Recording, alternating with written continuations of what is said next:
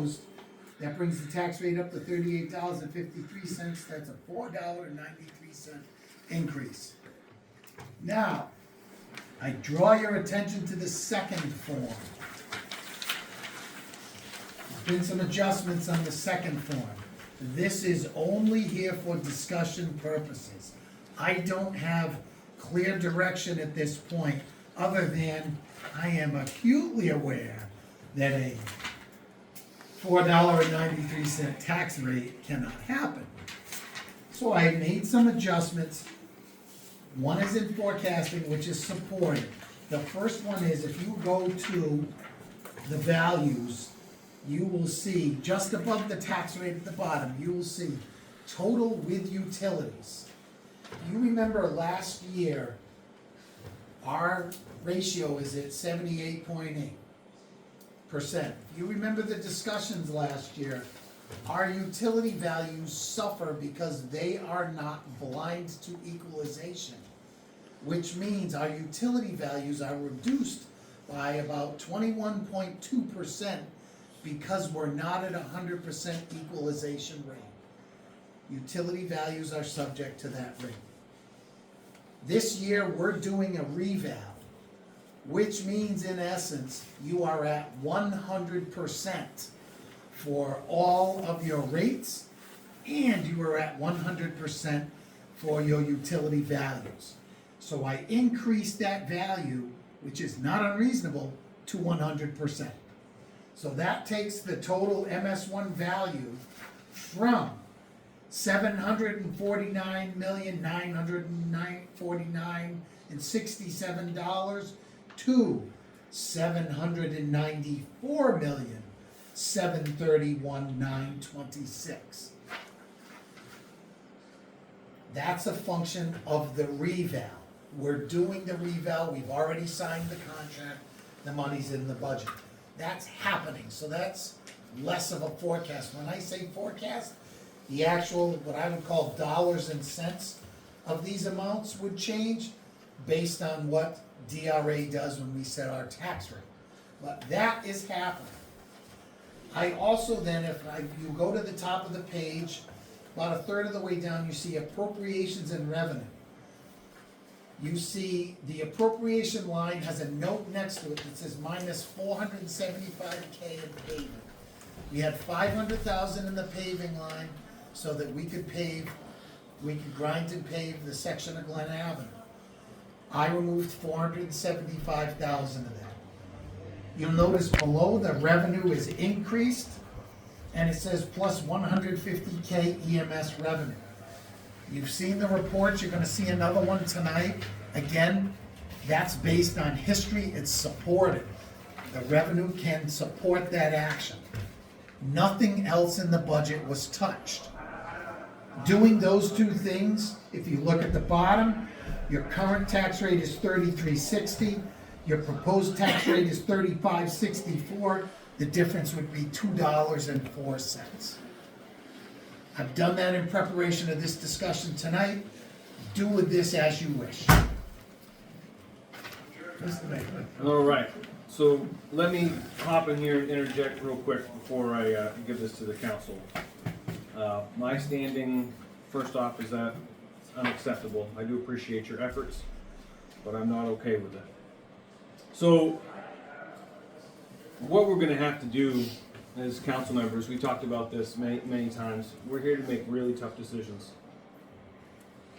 Taking money out of capital improvements is the easy way out. We have almost over $2 million in capital improvements for the city. We can't keep doing that. You're just kicking the can down the road and you're hurting ourselves. Look at our failing infrastructure, look at our roads. You know, things that we need to do for the police department, things that we need to do for the school, for upkeeps to the buildings, the fire department. We cannot keep negating our duties for the capital improvements. So, You want to explain one second, Councilor. Before we go into that, we really need to look at unfilled positions. And I know that's not the popular thing to do, and a lot of people are probably going to give me pushback on it. But honestly, that's really our only path, right? So like Public Works, there's 3 there. We can take 3 from there. Fire, there's 2, right? Police department, I know you guys have excess, and I don't wanna go crazy on it, but I think 2 is feasible. You know what I mean? So right then and there, that's 7 positions. I don't know what the school has available. I'm gonna leave that up to Evan and Tammy to give me what's reasonable on their end. But I feel like that is a fair distance, description, and direction to give our city manager instead of coming at our capital improvements. You know what I mean? I even wrote a couple things down, bear with me. I have it on my phone. Can I just Go ahead. interject one thing that'll help you? Go ahead. Based on that second sheet projection with those values, a dime on the tax rate is equal to $75,000. So if you wanted to reduce the tax rate by $1, you would have to reduce the budget by $750,000. All right. So that gives you kind of a, And looking at those gives you, giving you this description and distance to go will give us an idea where you can come back to. And a couple of things that I wanted to mention I wrote down on my phone. Keeping the capital improvements while cutting staffing, particularly unfilled positions, can be a strategic decision for several reasons, especially in the context of maintaining essential infrastructure. Long-term infrastructure integrity, capital improvements focusing on maintaining and enhancing physical infrastructure, such as roads, bridges, and public facilities, which we all know they're all in dire needs. Economic growth and stability. Strong infrastructure is vital for attracting business and residents to the area, which we know we already have problems with that. So why would we not do it? Cost efficiency. Cutting staffing, particularly unfilled positions, can result in immediate savings without compromising core services, which has always been one of our biggest stances. Where do we go? What services do I need to cut? That's your first layer of the cake by going through and taking the unfilled positions, because you're not changing what core services we're delivering now. Quality of life and community satisfaction. Investment in infrastructure such as road and public spaces directly influences the community and the quality of life. Residents prefer well-maintained streets and facilities, which we already know was one of the first things that you hear coming from the residents. Oh, I gotta dodge every pothole on Main Street. Oh, I've seen better roads over in Iraq and Fallujah. All right, it's daggone Berlin, New Hampshire, people. You know what I mean? Operational flexibility, and safety considerations. In conclusion, while cutting staffing may create short-term savings, maintaining capital improvements ensures the city's infrastructure remains robust and safe and capable of supporting future growth and development. A balanced approach can lead to a healthier community overall, and even if it requires difficult decisions regarding staffing levels. I know we don't want to do it. None of us want to do it. But can you honestly say, I'm going to increase the tax rate by $2 after we had almost a $5 increase last year, a $4 increase the year before, even when we had the budget whittled down to 69 cents and 54 cents when we closed on it?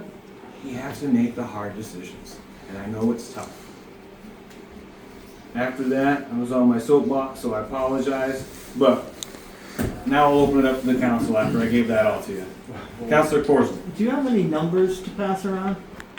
For So I took the liberty of putting together some numbers, mainly because I believe when we were sitting here, we were told that we have to say where the cuts are coming from. And it's just a simple spreadsheet of all the departments and what, I don't want to say I felt was a reasonable number to be looking at.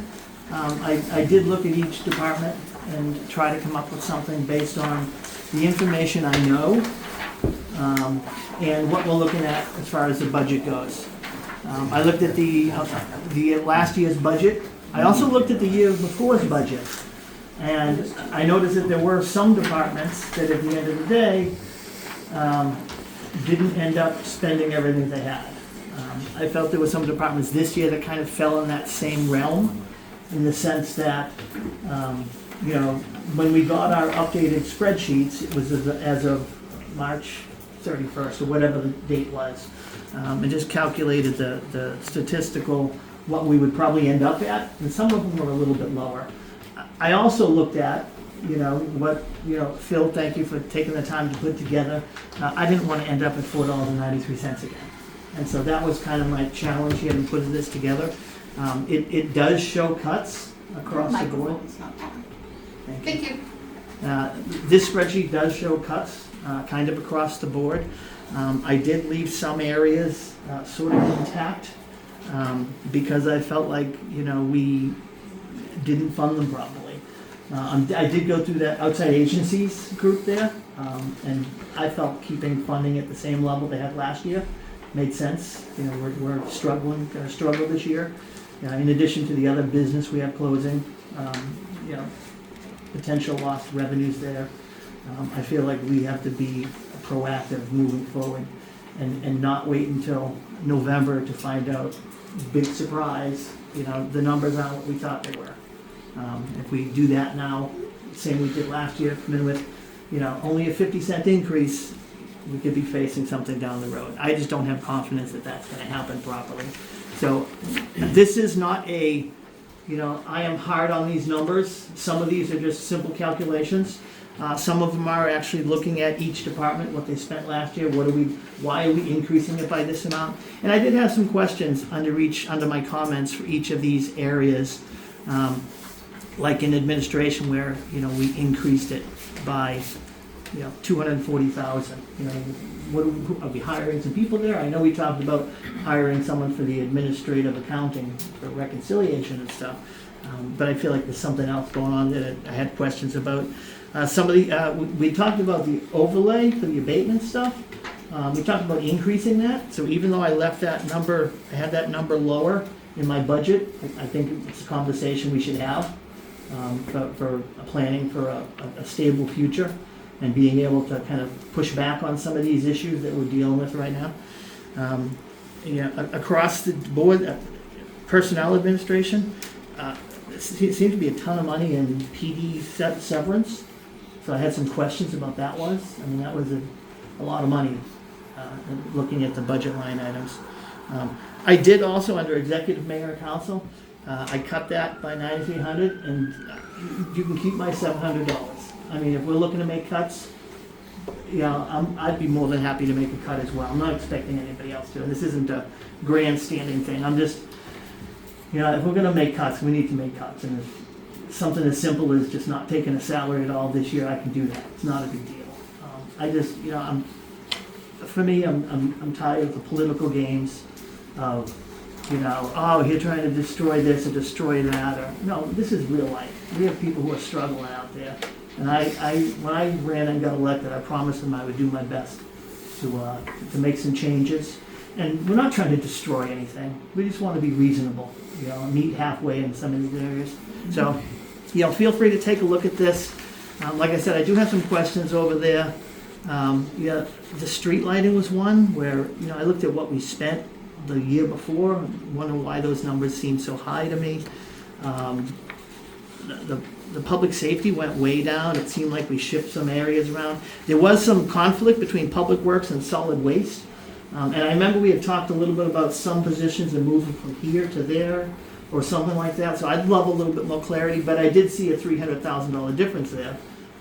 And so I don't want to do the old rob from Peter to pay Paul, and then somehow there's an extra $300,000 in it during the shell game type of a thing. So I'd just like some clarity on that. I also felt the welfare was a little bit too low. I feel like every year, people come in, we're mandated to do what we need to do for our constituents, and it seems like we always overspend. So I don't want to create a budget that's not reasonable based on historical past practices and what we've spent there. I did also have some questions for the school budget, that adequacy aid, that 905 students that the state is paying us for versus the 959 that we say we have, and that additional hopeful adequacy aid funding that will be coming in. I believe last time we said that we're going to get the money, but we don't get it right away or something like that, which is, to me, it's okay because we don't pay our salaries right away. So I'd like some clarity on that one as well. Is that funding coming in over the course of the year, or do we not get it till next year? And It's just some clarity there. And the school capital project one, 36,000, I'm assuming that has to do with the 2 grants we just did, Yes. the bus and plow. So, you know, I wouldn't have a problem really keeping those if we vote those 2 grants through, because that's one of those, if we don't get the grant, the money's not gonna be spent anyways in that area, so. And the last one was the debt services. I'd like some clarity on, I know we're stepping out from the burden of one of those big debt service things we had there, so that helps us a lot.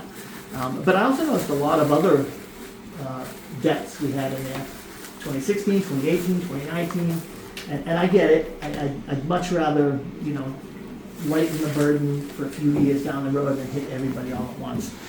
But I know we did that last year, and my clarifying question would be, did we pay that off in full using the tax monies that came in? 'Cause I was led to believe that that's why we took the loan, is because we weren't going to be getting that tax money in time to pay.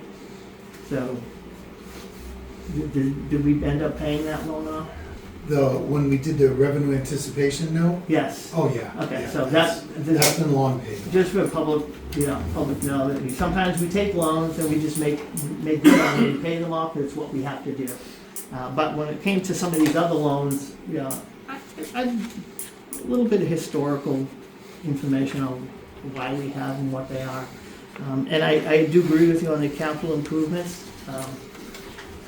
You know, these streets need some work, you know, we can't keep promising the same thing.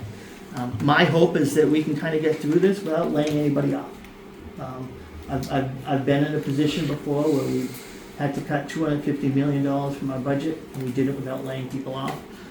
It takes a lot of hard work, a lot of shifting, people taking on dual roles and stuff like that, but I think it's something that we can do. I'm hoping that, again, this isn't, you know, these are Steve's numbers, it's gotta be this. You know, I'm willing to have plenty of conversations around these. This is just something to, you know, somebody says, give me places we can cut, this is just a quick, rough start for me.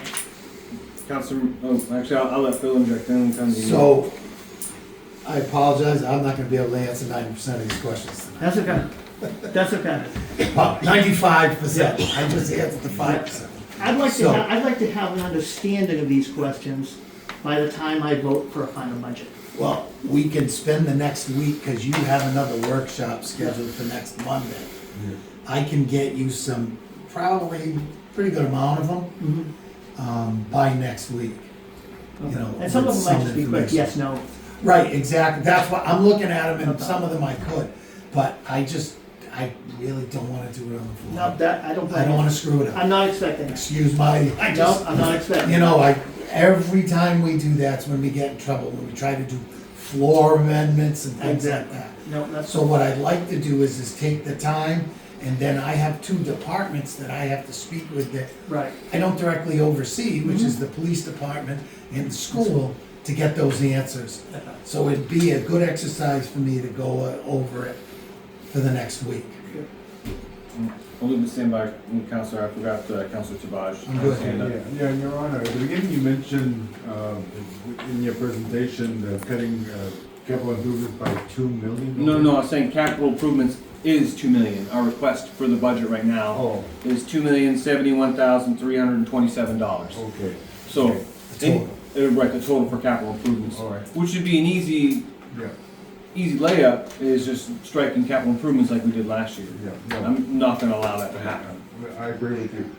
My next question is, have you received any information from the library regarding the problems that they have facing the walls and all that? Yes, I've spoken with him. Did you get a number, or? I have, Can I? go ahead. So, while he didn't get a number, what he did learn is, that's not a structural problem, that's a cosmetic problem at the library.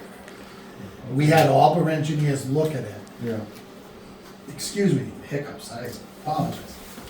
We had all but look at it before I got here, and all but said that, it is not structural, it's cosmetic. So when we look in the bigger scheme of things, yeah. cosmetic has to fall off, because we just don't have the money for it at this point. Okay, my answer to that one is that if you look at outside agencies, And the reason I'm saying that, you have at least the difference from last year to this year is like $15,000, okay? The thing is that the library is a Carnegie library. Andrew Carnegie, a philanthropist, made it possible to have over 2,500 libraries worldwide. So not addressing the issue, I think, is an insult to the Carnegie Foundation that they gave us a gift and we're just letting it fall apart. So we need to address that. Thank you, Counselor. Counselor Morenzi. Let me start off with, I applaud the effort in this budget. And now that I heard you kind of talk about the, lot of questions, and there's a lot of moving parts, and there's a lot of reason for things that happen. I'll give you one example. Police Commission sets a number of officers. Council doesn't, Yep. Commission doesn't. And for a lot of these, there are reasons that we need to understand exactly why that's happened, but I applaud you for going to the city manager and trying to get some answers, and I think we need answers before we recommend any of these things, so that we fully understand what the implications are. Don't get me wrong, I'm all about, I know we need to, we need to make things, we need to make some hard choices, and we need to make some changes, but we just need to make them smile. Thank you. He's done talking, his mic wasn't on. Yeah. I can Mike. hear you great. Counselor Plug. Thank you, Mayor. Besides the capital improvements, is there any other vein we can pull from? Any other fund that's available? So, I can answer that. Well, let me jump in real quick Oh, before go you ahead. answer that. So, looking at the FY27 request, right? The city request is $48,578,099, which is an increase of $4,078,099 from the previous year, which is roughly 9%. Health insurance has gone up roughly about 6% from last year's budget. Right. Employee raises is up about another 3%, give or Yes. take, right? So, looking at our budget, the majority of it is salaries and fringe benefits. So, where you're gonna get your most gain is going for your perpetual, unfilled positions. I'm not looking at taking away core services or making extended wait times for the fire department, police department. I'm not looking at increasing class sizes at the school. That's why I look to the subject matter experts, and Tammy and Evan being like, give me a reasonable number of your perpetual unfilled positions. We can have the discussion and say, this is what I'd like to give you. Now, ultimately, you have control of what you do with the money we give you. You can say, I'm gonna take that out of my capital improvements that you guys have, or the, new MacBooks you wanna buy the students, or however you guys decide to do it. But again, that's gonna take away from the students. So, that's personally not where I would go, but you guys have control of yours. So, that's really your only option, Counselor, in my opinion. You know what I mean? Well, my question was if there's any other funds, Funds. sometimes I've heard people say, well, I found the money. So, where, I'll let Phil answer that The one. quick answer is no. The main fund we could use in the past is unexpended fund balance. We don't have an unexpended fund balance anymore. We have less than $200,000 in there. You should have somewhere in the vicinity of 1.5 to 2 million just sitting there in the case of some type of unplanned emergency or something.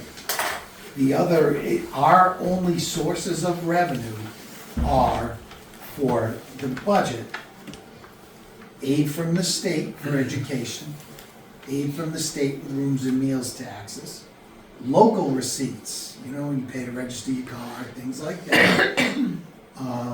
Building permits, there's a whole host of them in taxation. We don't have like a dedicated fund or an expendable trust fund that we can access to say, we're gonna take X out of that fund. It doesn't exist. The only way you're going to do this at this point, revenue's tapped out. You need to look at expenditures at this point, if you wanna reduce that tax rate. It's what you spend in the next year. When I say we found, and when we found in the past, we cut expenditures. We didn't increase revenue, we decreased the amount we spent. So we went through that exercise last year to drop the tax rate slightly. Right. We cut expenditures, if you remember, school, police, general government, you got a whole list of them. Those were all expenditures. Thank you. Yeah. Yeah. Go ahead, Counselor. Have you, I know you made some suggestions, have you worked the numbers? Have you laid those out? No, I've not. That's why primarily like under Phil, like our conversations, like give me marching orders. Tell me where you want me to go. Give me a path. So that's why I was just firing off things. This is a discussion. It doesn't mean that what I say is going to happen or set in stone, right? I just said like, I know Public Works has 3 positions. Phil, tell me what we're gonna save with those 3 positions by not hiring them. Fire has 2, which they operated all last year being short 2. The police department soon's gonna have 6. I'm not gonna ask for all 6, can't do that. Give me 2, see what the numbers are with that. I don't know what the school has, so Evan and Tammy are gonna have to coordinate with Phil and say, hey, these are our numbers. Phil will let me know, I'll be like, you know what, let's go a little bit more, you know, but let's leave them some room to hire. So could we put that together? I mean, you're kind of in the path of putting that together so we can look at it. Can I? Yeah, go ahead. What I'm planning on, what I'm working out in my head and trying to plan on doing for your next meeting is going through this and going through what I hear tonight from everybody. Come back next week and say, look, A is worth X, B is worth Y, C is worth Z. I don't wanna do that on the fly. You know, I get asked all the time, I don't wanna do that. I wanna be able to show you, and I'll pick on Public Works as the Public Works Director. This is what these 3 positions are worth all in. This is what you're gonna lose for. Because I tell you right now, one of them's mechanic. And I'm not gonna go down the road right now to justify the positions. That needs to take place at the next meeting. You need to hear from the affected department heads and myself for what these proposals may or may not do. Correct. We can't do that on the fly. So I'm gonna take everything, and thank you for putting it on the list, I'm gonna take notes. And we're gonna take that back, and I'm gonna meet with affected people, and then we're all gonna come back next week and talk about this. Okay, perfect. With, you know, this is what we think you can get from it, and this is why. And more or less, that's what I said, it's not set in stone. I just wanna give him a specific set of instructions. Come back to the council with these numbers. What does it look like? I wanna hear from Chief. I wanna hear from Chief Watkins. I wanna hear from Tammy, you know, all next week. What is this gonna do? How is it gonna affect? And then as the council, we make the decision. Do we wanna make that decision? Or do you wanna come at the capital improvements to make this happen? But yet again, I stress the fact of coming at the capital improvements, you're death by 1,000 cuts. You're not doing yourself any favors at all. You know what I mean? The other way, you're not taking away the core services. You got that, Counselor Corson, you got your hand up. Yeah, I just wanted to point out that the numbers I gave you here puts us, I believe, slightly above last year's numbers. So we're not looking to mortgage the farm here, okay? This is just in order to keep numbers so that they're not jumping out of the realm of what we can afford for our taxpayers again. So, and the other thing I wanted to point out was, and I know there's some raises and increases in there and costs that are, so I understand that there's some cuts need to happen. And I wasn't suggesting actually, like you had, you know, cut this many positions, you got this and this. To me, we present numbers to them and we say, this is where we need you to be.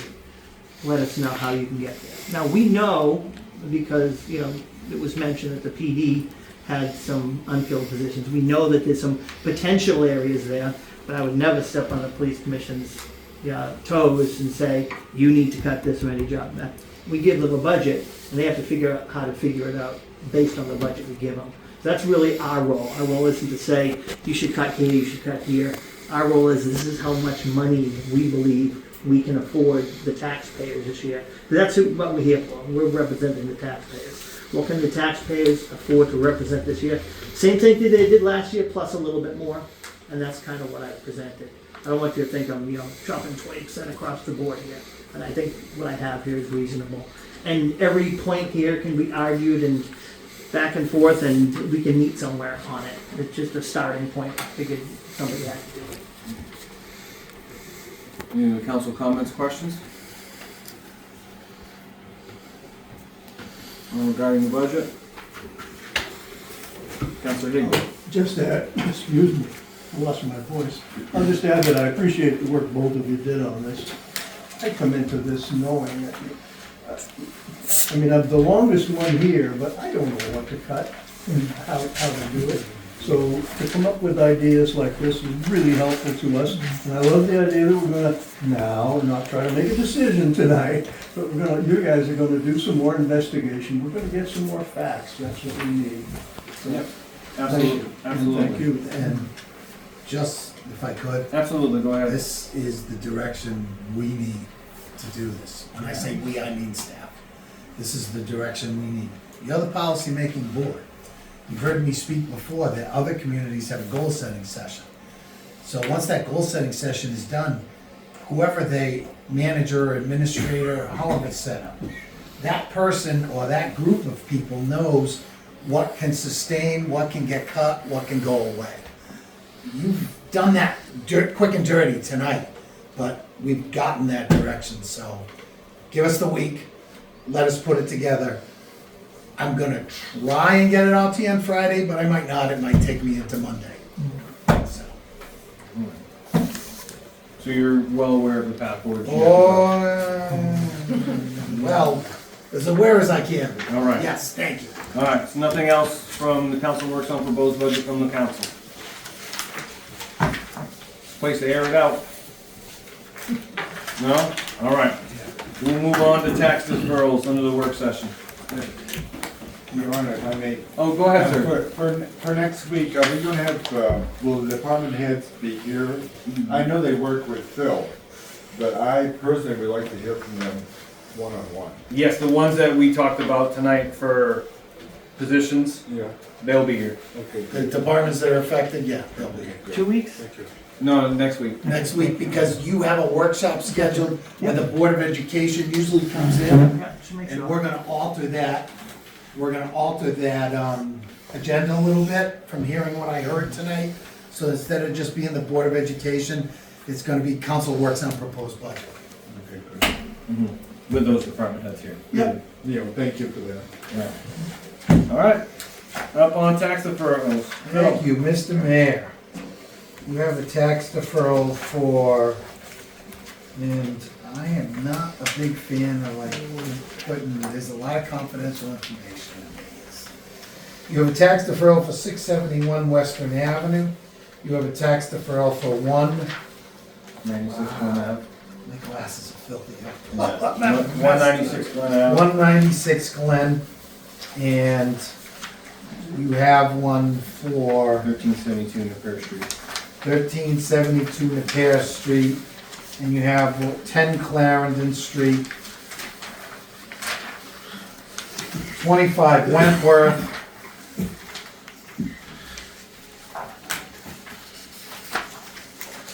and based on these that are presented, they're all consistent with the law. You'll see where there's comments on there that they're consistent with the law.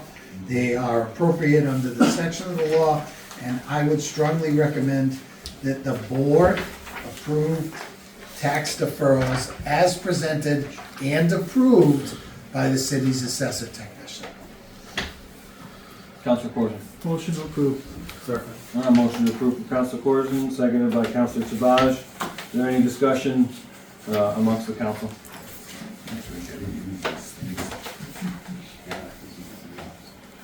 I'd like to be exempt from the 196 Glen Ave one, Okay, if I could, but I'll vote on the rest. all right.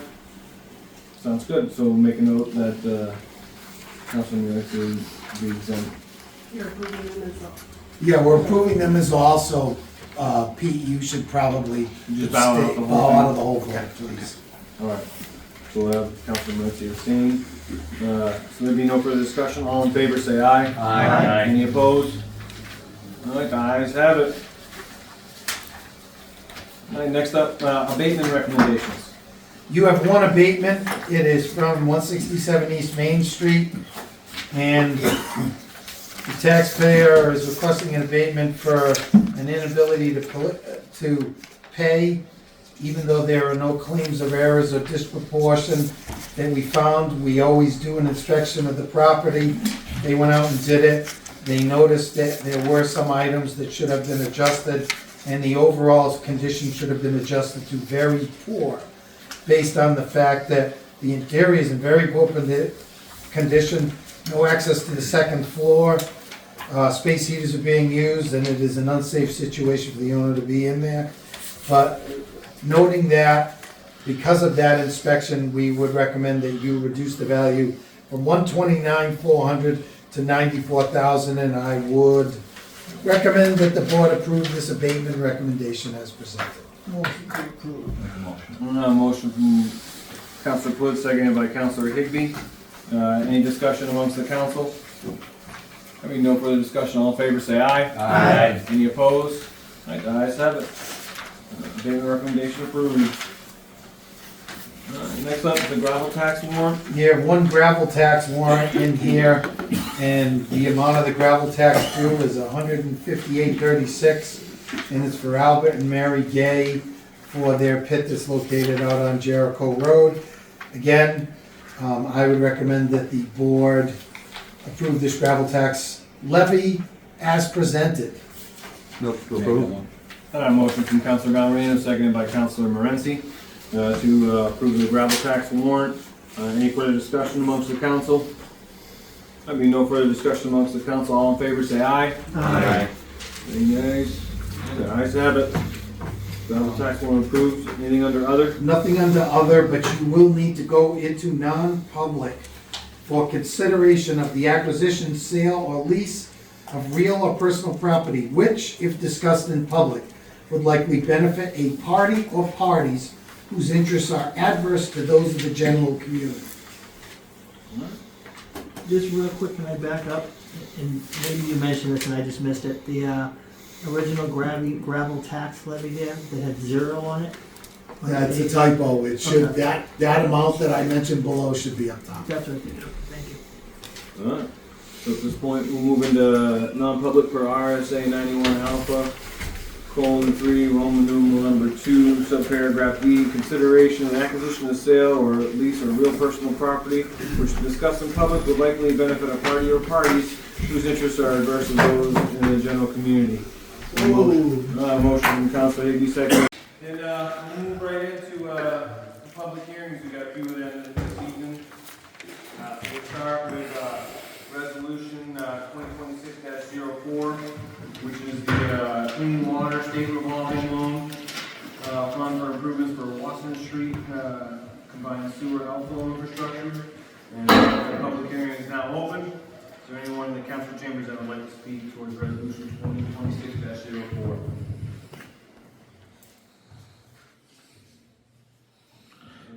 Council chambers, at this time we will close the public hearing on resolution 2026-04 for the SRF Authorization. And we will move into a public hearing on resolution 2026-05, the electric school bus. And that public hearing is now open. Is there anyone in the council chambers that would like to speak towards the electric school bus resolution 2026-05? Yes, sir. Come on up, state your name and address for the record. My name's Richard King. I live at 107 Jericho Road in Berlin, New Hampshire. And I think the electric school bus, any of these electric vehicles that are out there right now, they are not a good idea. You may not be putting diesel in it, but you're going to be dealing with cold weather, dealing with them not performing the way they are. There's a place up in Maine that had gotten a whole fleet of them, and they ended up not starting because they were cold, or they run short on enough heat for the kids in the back. And just a few weeks back, probably maybe a month or two, our governor and her assistant ended up pulling a person from one of the vehicles that caught on fire. And I should have done more research to find out if it's still burning, but it was burning for over a week. Now, I don't know, you're gonna be putting our kids in a time bomb? I'm not in favor of that bus at all. And I'm gonna make sure that I mention something about it if it does go through. I'm not saying that as a threat, I'm just saying the thing is that people are gonna have knowledge before they put their kid in an electric bus. That's my comment on that. Thank you very much, sir. Anyone else in the council chamber this evening? Yes, sir. Please stand up, name and address for the record. Clarence Sawyer, 20 Haskell Street. I wanted to speak in support of the electric bus project. I think the gentleman already did a lot of good research on it. I spoke with him before this. I own an electric vehicle. I've lived here for the past 6 months. I don't think this winter was particularly mild, and going up and down very hilly, snowy, icy hills, and no issues starting my car, no issues stopping it or driving it around, going long distances. A lot of the school bus, you don't really need long distances. I think there's a lot of information out there about electric vehicles that's outdated, and I think the gentleman's going to clear a lot of that up, but I just wanted to state my support for the electric bus proposal. Thank you very much, sir. Yes, sir. Name and address for the record, please. Thomas Sutton, I'm with the Groton Public School Transportation Director. If I may, I do have some handouts I'd like to give to the City Council. Absolutely. Who do I hand that to? Is all the information on the proposed bus, the battery, and all the testing that is done with those batteries. They are they're not a nickel battery. They are a lithium battery. They're all isolated. It's all computerized. So I just, that is part of it. I did want to clear up a couple of information from the meeting 2 weeks ago. Someone had questioned about the electric buses, a name that were not working, that they had to park them. This is what I have here. It says, so the buses that were referred to not working and unsafe were at Winthrop and Yarmouth, Maine. From the manufacturer of those buses was Alliant Electric. They filed bankruptcy and cannot follow through with repairs and warranty. That is why they're parked, they're unsafe. There was a bus purchased out of Canada. We're looking at buses that are American made out of North Carolina, Thomasville buses. They've been building now for 110 years buses, and they've been in the electric business on the onset. And what they've done is taken a conventional bus and converting it over. The chassis and the body is still identical. It's just the drive line and the battery packs and the systems are updated to electric. Unfortunately for those two districts, under the EPA ruling, they're required to keep and maintain those buses. Purchase a brand new diesel bus. We're looking at anywhere between 130 to 140,000.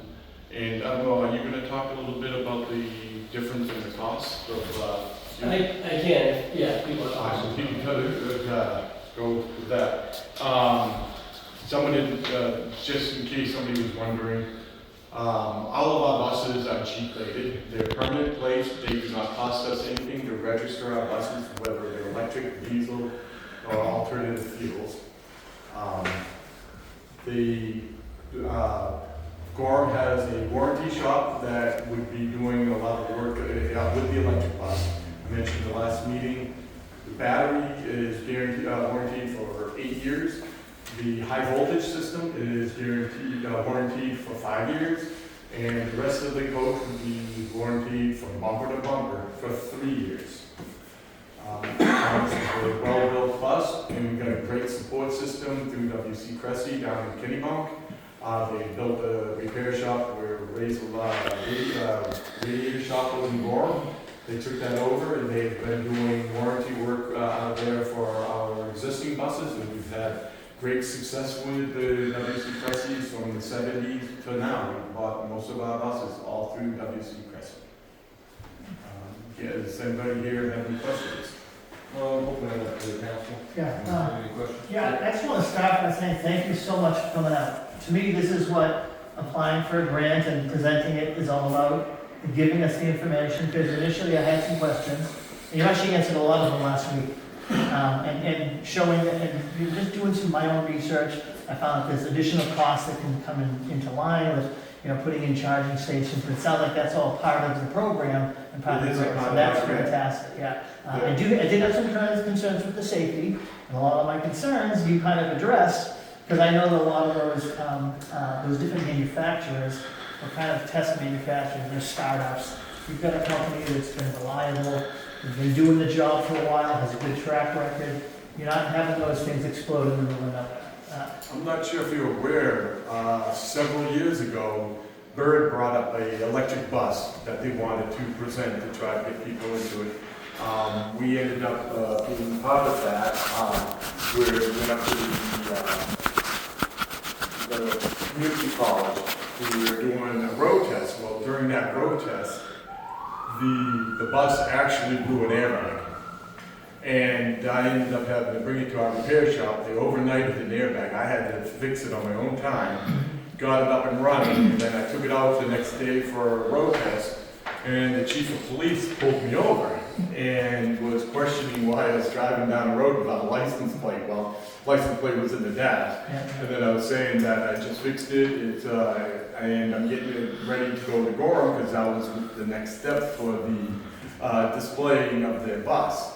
But again, Bird is a fairly new company. We wouldn't have gone with Bird. We would have either gone with either Bluebird or Thomas. And like I said, Thomas has been around for so many years, and they've been so supportive of us. They've even worked with Audi in getting the cost of the charger incorporated into it and dropping the price and sharing the cost. So it's really, for a tax saving aspect, the bus that we're looking at to get, it's going to just be in town, doing home to school, school to home. So it would stay in town, do their morning run, plug in, and then by the time of the afternoon, we would be fully charged again. We wouldn't even have to necessarily plug it in between. It would probably do both morning and afternoon runs without having to be recharged. As for the concerns with the winter time, these buses, we have 6 buses that park indoors all winter long, and so they are in a controlled environment. These buses, when we fire up the electric bus, it's got heaters in there, and the battery packs have to be maintained at a certain temperature. So the new electric buses actually come with AC control for the driver's compartment because during the summertime we need to keep the batteries cool at a constant temperature. So now it's an added feature for the bus driver because they don't think it's going to have air conditioning as well. But overall, it's, I don't know if you heard a few weeks ago, 3 or 4 weeks ago, Vermont had a bus that didn't catch fire, and it was an electric bus, but it had nothing to do with the high voltage. It was just a regular low voltage shortage that caught fire. Fire department went in there, extinguished it within minutes. Didn't touch any of the main batteries.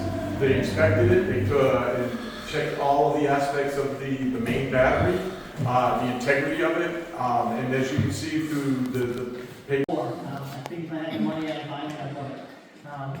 But in real, the world scenario, this is a good opportunity for us. And because it's just one, it gives us the ability to do like a test run on it and see how it works in our areas. And maybe we can try running it up the hill a couple times just to see that it's.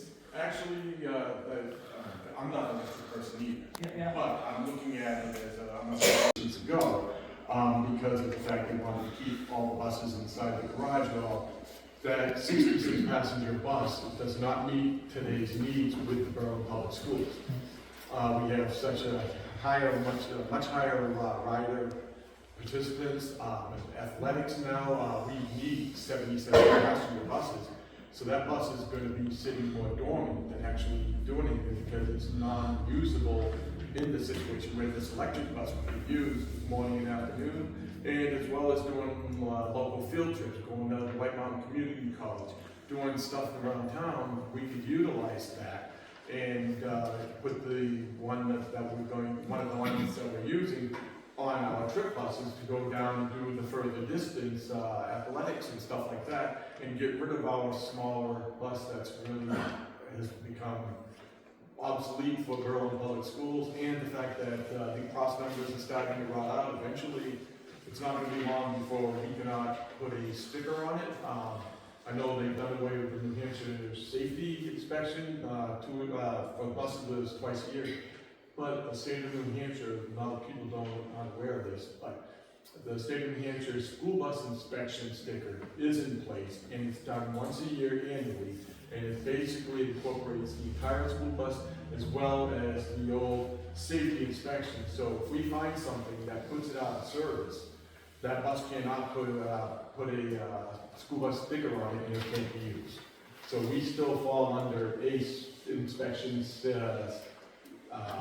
criteria. So that would eventually, it's going to take that out of service regardless, and we have an opportunity to replace it at a very minimal cost. You've done your homework. Thank The you. SAU should be proud. Councilor Clark?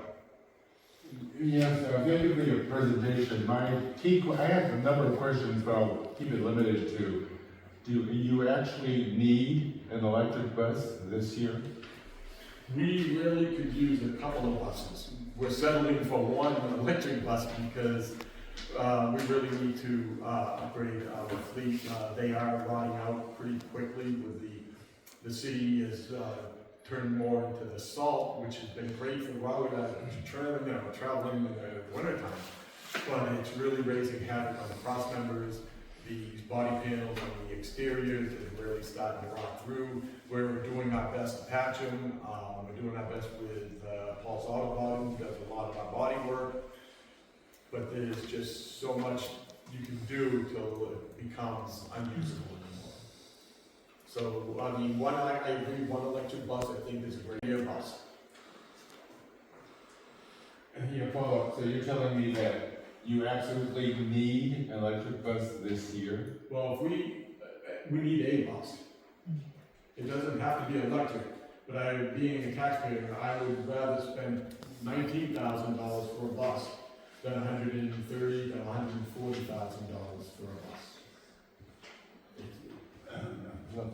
Follow-up, so you're telling me that without another bus, whether it's electric or not, that the whole system would break down, is that what you're saying? No, but if we end up not being able to put a school bus sticker on mine this summer, what's gonna do is it's gonna impact on how many trips we can actually do with our students, field trips or sporting events.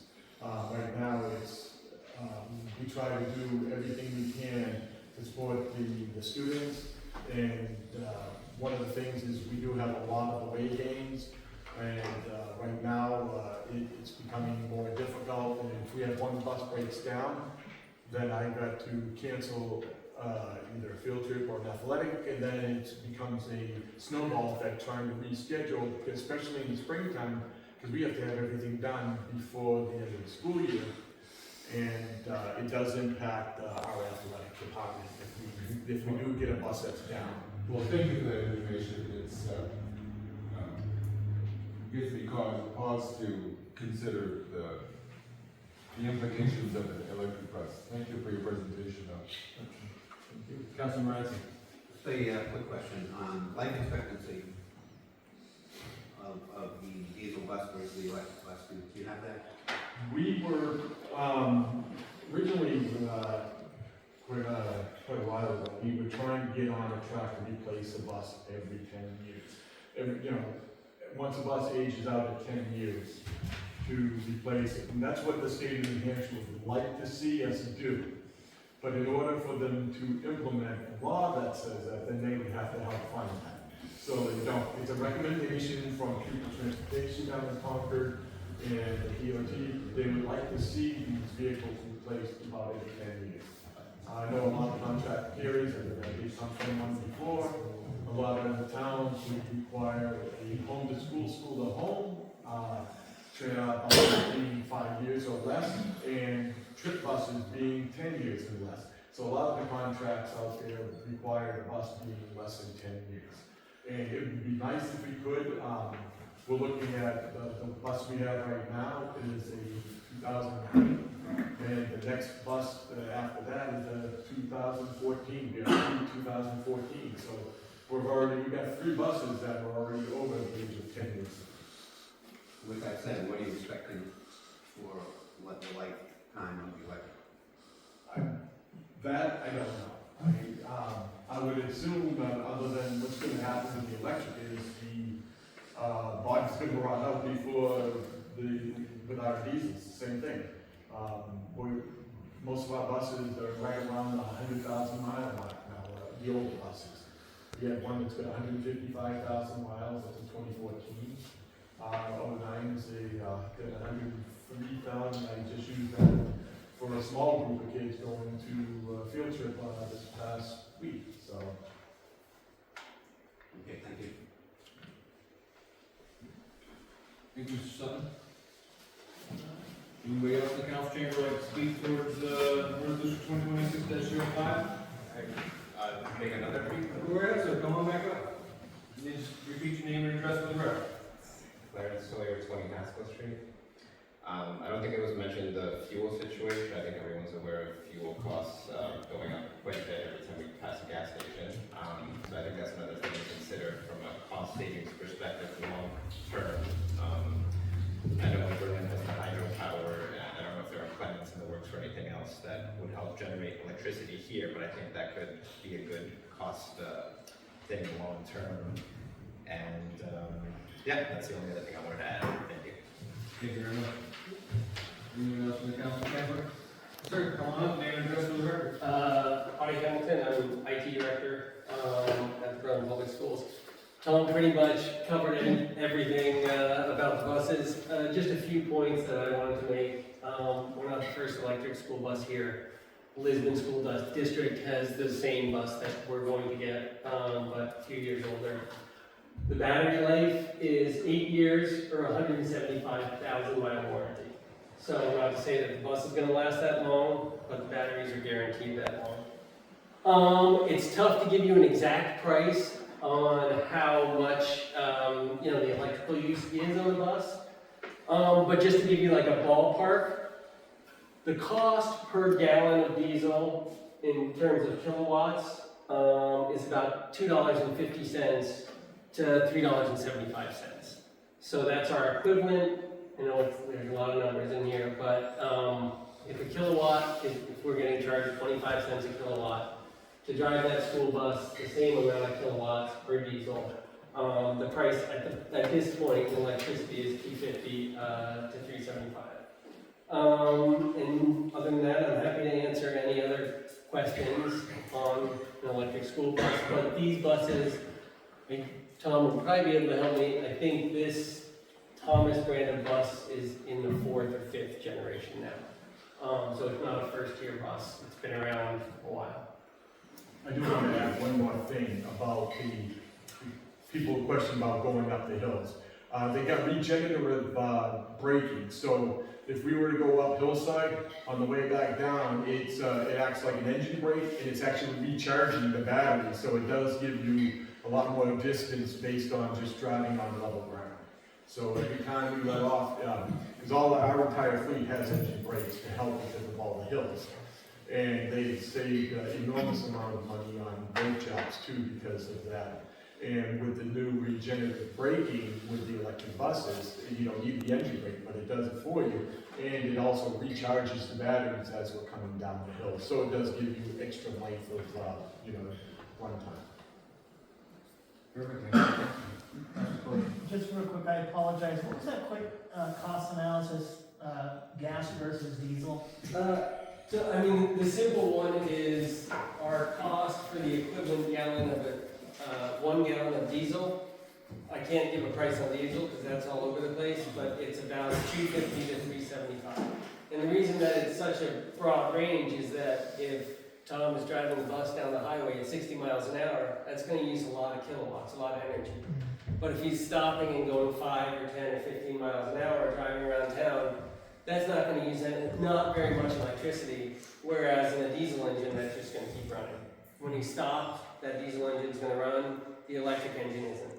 There's no electricity use. So there's a lot more savings on low speed around town versus electric versus diesel, but on average, you're looking at about half the cost. Anybody else in the council chambers want to speak towards resolution 2026-05? That's 05. I knew there was a 5 in there somewhere. And from a last level to it. Anybody else in the council chamber? At this moment, we're going to close the public hearing on resolution 2026-05, that's the school bus. And we will open a public hearing on resolution 2026-006, the diesel truck fuel. Anyone in the council chamber like to speak towards that? Okay, name and address for the record, please.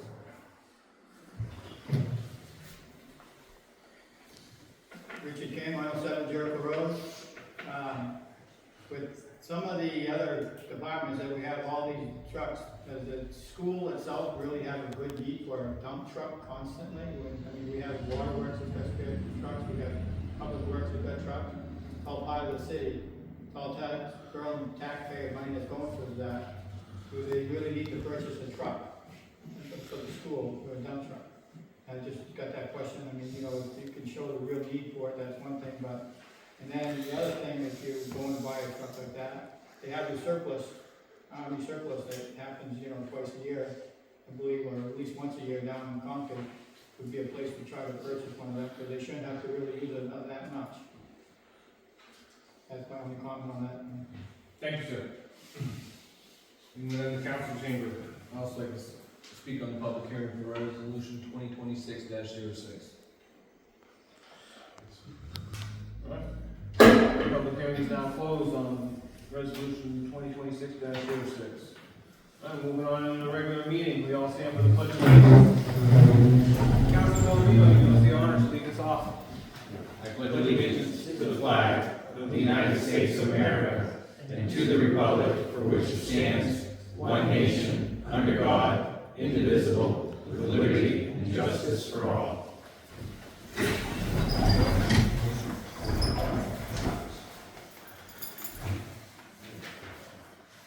Madam Clerk, roll call. Council Boss. Here. Council Ivey. Here. Council Wood.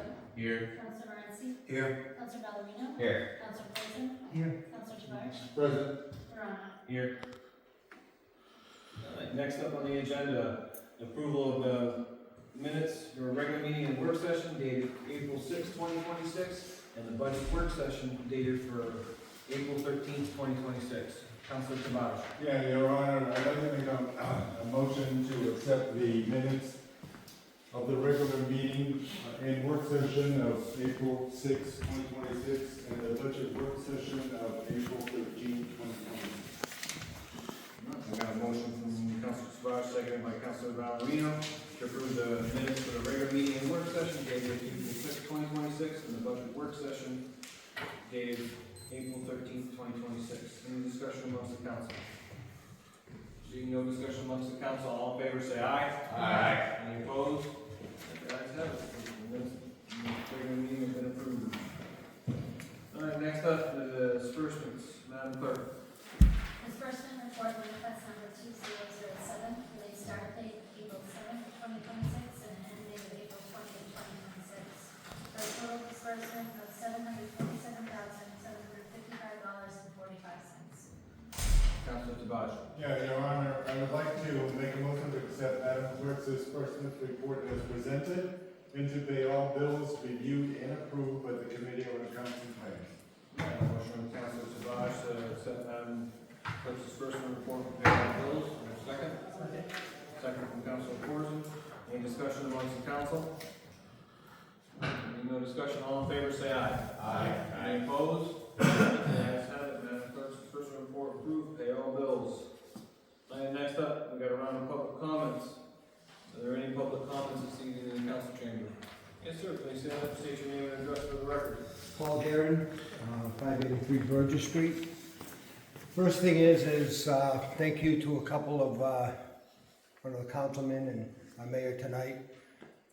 Starting to get a little more faith that maybe they're looking at us as taxpayers instead of looking at how much money we can spend on every department and everything that goes on out there, again, we are taxpayers. We live on a limited budget. It's very easy when you can look at the taxpayer and keep saying, it's only gonna be $4. The gas has only gone up $3. I could go on about that all night. One of the things I wanna mention is, I know that our city manager runs public works. He's got a lot on his plate.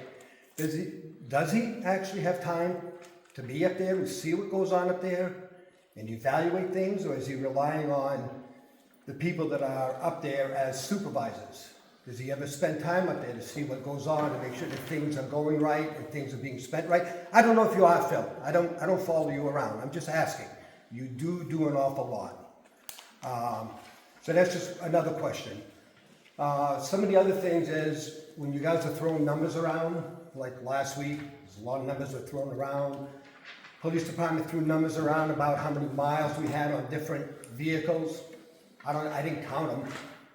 15, 20, 30 vehicles registered to Berlin PD, but 6 of them are being used as regular routine vehicles for patrols. What are all these other vehicles being used for? And is it necessary to have that many? I know there's a lot of them.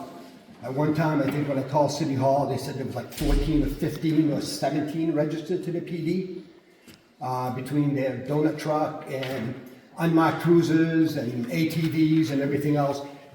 Do we really need that many things for the PD? And if we're having that hard of a time and the mileage is high on them, can we cut back on some of the vehicles that we have? Working in the real world, and I'm not saying nobody works in the real world, but when you're working for the city, you are taking taxpayers' money for your pay. We don't generate money by paying people that work for the city. We gotta generate money, and we are not generating money. You know, we talk about cutting. I know every department here doesn't want to cut anybody. Where I work, I've been there for a long time, I've been in management for a long time. Times are tough. We've seen business drop. I've gone from having 4 or 5 employees down to working 1 or 2 of us. We gotta take on more roles, we gotta do more to make this company survive and to make things go. At one time, I think when Chief Morenci was the chief and was retiring, we went down to a part-time chief of police, if I'm not mistaken. Why is it all of a sudden now we're back to a full-time chief of police? I mean, is there places there that we could really cut expenditures without affecting what goes on? I've got so much to say and I've lost everything. I just think that it's time that we got to look at the taxpayers because we don't have the money. It's not just the taxes, it's everything in life. The food, the electricity, gas. If it was just paying another $4 on taxes and nothing else went up, it wouldn't be such an issue. But folks, you've got to think about us. You've got to think of what we have left in our wallets. I can't go out and start working 3 jobs because there's not that much time in the course of the day to be able to work that much. It's easy when you get a city job and they negotiate things and people get to drive vehicles home and they get clothes allowances. I've got a vest here that was given to me 30 years ago by my employer. That's the last piece of clothing that anybody's ever bought for me on my job, and I've worked there for 47 years. All this stuff goes into their pay. When the chief of police sits there and says, we pay our officers $29, $36, or whatever he gave, my boss at the end of the season gives me a paper that shows everything that he's paid for me, between taxes and everything else. What is it actually costing us for an officer? It's easy to say, oh, we're only paying him $29.36, but that's not what it's costing us as taxpayers. It seems like a lot of the stuff you guys do is a numbers game and not telling us the full story, so we sit there and say, oh my God, what are we gonna do next? There's a lot that goes into it. I know everything's expensive, but cutting and making people that are working their jobs do a little bit more. I don't know. I'm not begrudging anybody that works for the city or works anywhere else. We're all gonna make a living. but we all need to be able to exist. In my house, if the paycheck doesn't come in because I got sent home the other day because it was snowing and I lost 6 hours of work, my budget changes for that week. This is a city. You guys are gonna look at the budget and say, what can we do? Instead of saying, oh no, we can't cut anything. What can we do so we can afford to live and still manage a city before we have nothing? Because eventually, if this keeps happening, bankrupt? You know, I mean, think of it really good. I know my time's up, but I'm not saying anybody's doing a bad job, but really think of us taxpayers when you guys are setting this budget. There's places that you can cut, I'm sure there is. Thank you, sir. Next one, absolutely. Name and address for the record, sir. Andre Bergeron, Second Ave. So, here's an idea. We should be shutting off the police vehicles at night or when they're not being used because they just run those things all night and all day. Headlights going, everything. That's all I gotta say. Thanks, sir.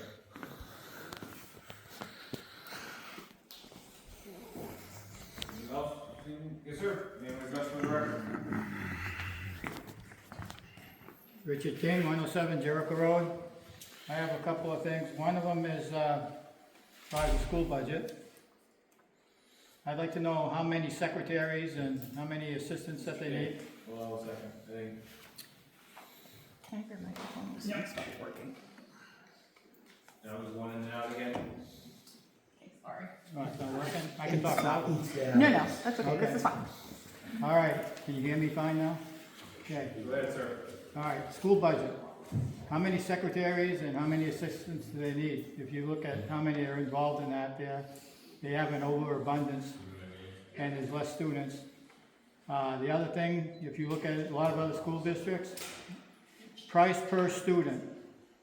Ours is here, and there's some of them that are a lot lower than ours. I'm not saying that they're all lower, but there's some towns can afford it, and we can't. The other thing that, this is not meant as a personal attack on any one individual, what I'm about to say, but it's a statement and something how I feel. If we had management and the authority people for the city that actually lived in the city and had to pay their taxes for this city and whatnot, they'd probably be able to find constructive ways on cutting the budget. And that's not happening. I don't believe we need another $4 tax rate or whatever. The other thing is wait a minute. I can't remember what I was going to say, so we're going to let it go. All right, sir. I appreciate it. Thank you. Anyone else? Sir, name and address for the record. Clarence Sawyer, 20 Haskell Street. I wanted to say that I appreciated the idea that was brought up by the leadership about cutting positions that have been open for a while, that have been vacant. I think that's a great idea. And I think that doesn't hurt anybody because those positions have been vacant for a while. So I just wanted to express support for that. I also wanted to express my appreciation for the council member who brought up the concerns with the library. I think the library is a treasured institution. I've been participating in a lot of their meetings, and I know it was discussed cosmetic versus structural, and that's completely understood. They do have some, what sounds like structural issues. I don't know, somebody can talk to Ed about this, but the roof is something that they mentioned. I was at their meeting last week, and I made a donation, and we were talking about things, and they mentioned the roof and the little park that's next to them that's kind of crumbling in some sections. So I think somebody should talk to her about that and see if that's a higher priority item that we can just be cognizant of. But yeah, I just wanted to thank that council member and just, yeah, that's all. Thank you. Thank you, sir. Any other public comments? I just remembered that. You just remembered, Mr. King. Come on up. All right, Richard King, 107 Jericho Road. I noticed that we tore down quite a few properties and there's vacant lots. Now, I know that a vacant lot ain't worth a whole heck of a lot, but if you were to sell those, even if you can't get a full lot, you sell it to an adjacent property owner, you're gonna get tax revenue out of it. Okay, right now we got, I don't know how many properties, but I know back when I was in business, there was two of us that were actually subcontracting to the city to cut grass. And we each had about 25, 30 lawns that we were going around cutting. I'm not sure what they're doing with those lots now, because I'm not, I'm retired, I only get a check once a month, so that's why the tax rate and all that is very important to me, because I also have to put oil in the place, water, everything else.